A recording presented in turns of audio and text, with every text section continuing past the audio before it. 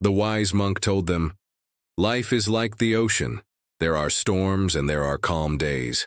Just as the ocean does not resent the storms, we should not resent the storms in our lives. Storms come and go.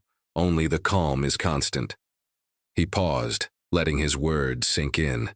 Then he added, "Similarly, pain is inevitable in life. It is the storms of our journey. No one is exempt from pain, whether you are a great king or a simple farmer, whether you live in luxury or in poverty. Pain touches all of us." The young monks sat silently, absorbing the depth of his words. After a while, one of the boldest among them spoke up. "Master, why do we have to endure pain? What purpose does it serve?" The monk's eyes twinkled with wisdom. "Ah, my son, pain is like a hammer that shapes the hardest steel. It forges us, making us stronger and more resilient. Without the hammer, the steel remains crude and unrefined. Likewise, without pain, we remain unshaped, unrefined. Pain is the catalyst for growth. It strips away our weaknesses and reveals our true strength."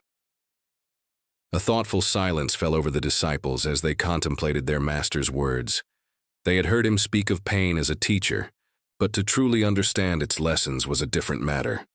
The next day dawned bright and clear, and the monks were gathered in the courtyard. As they meditated, one of the younger monks' brother's son couldn't help but ask, "Master, yesterday you said pain makes us strong. But what if the pain never ends? What if we are stuck in a storm, battered and bruised, with no end in sight?" His question echoed the doubts in many hearts. The monk, serene and composed, opened his eyes and turned to brother son. "My child, you touch upon a profound truth. Sometimes the storms seem endless, and the pain can feel unbearable. But even in those moments, there is a choice to be made. You can choose to be broken by the storm, or to dance with it, to let it swirl around you without resisting. When you stop fighting the storm, you discover an inner strength you never knew you had. You become one with the wind and the rain. The pain is still there, but it no longer has the power to harm you.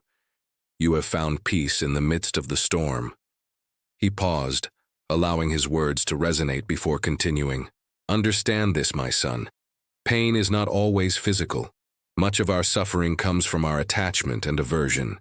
We suffer from the things we want and the things we fear losing.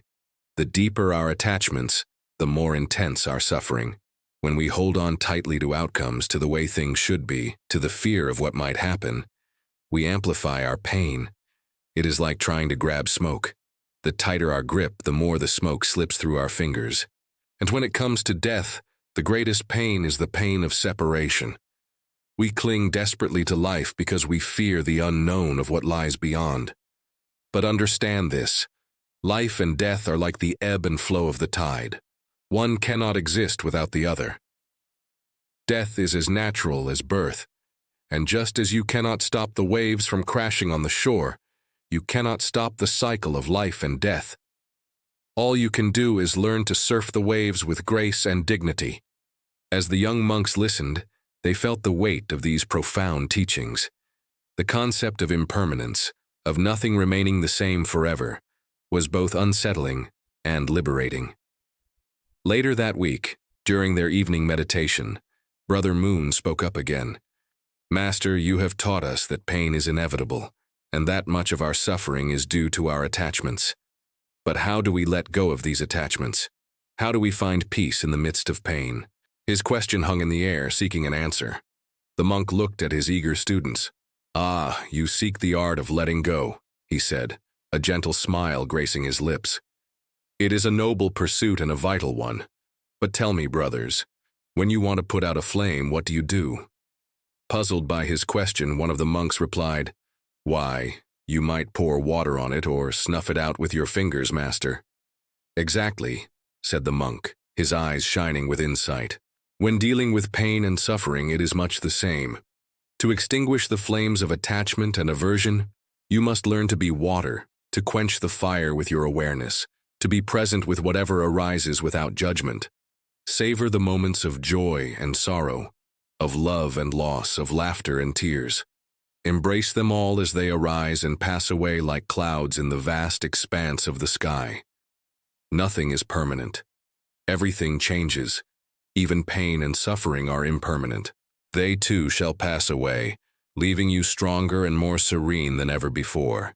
His words resonated with the young monks, planting seeds of understanding that would grow into deep wisdom in time. Years went by, and the young disciples became seasoned monks themselves, carrying the teachings of their master like precious jewels in their hearts. One day, as they were gathered together, Brother Sun, who had once questioned the purpose of pain, spoke up. "Do you remember our master's words about pain shaping us like a hammer?" he said, a hint of sadness in his voice. "I have pondered them deeply, and yet I wonder, why must we be shaped through pain? Why can't we achieve peace and happiness more easily?" Brother Moon, who had once sought to understand letting go, now offered his perspective. "Perhaps the path of ease would not lead to the same strength and wisdom, Brother Sun. Think about it. If the steel were not tempered in the fires of the forge, it would remain weak and brittle. If we are not tested by pain, how can we grow in resilience? It is through facing our challenges, through enduring our pain, that we discover our inner strength and compassion. Our master likened pain to a hammer, but it is also the very thing that forges our compassion and empathy. When we have walked through our own struggles, we can offer solace to others who are suffering. Our pain becomes the bridge to our shared humanity." His words hung in the air, inviting contemplation. Then Brother Star, who had always been contemplative, added his thoughts to the discussion. "The truth is, brothers, our existence is a tapestry woven with threads of joy and sorrow, love and loss, triumph and suffering. It is in the interplay of these seemingly opposite forces that life finds its balance. Like the seasons of the year, each changing into the next, our experiences shift and evolve. To embrace the fullness of life, we must accept both the light and the shadow, the calm and the storm, the sunshine and the rain.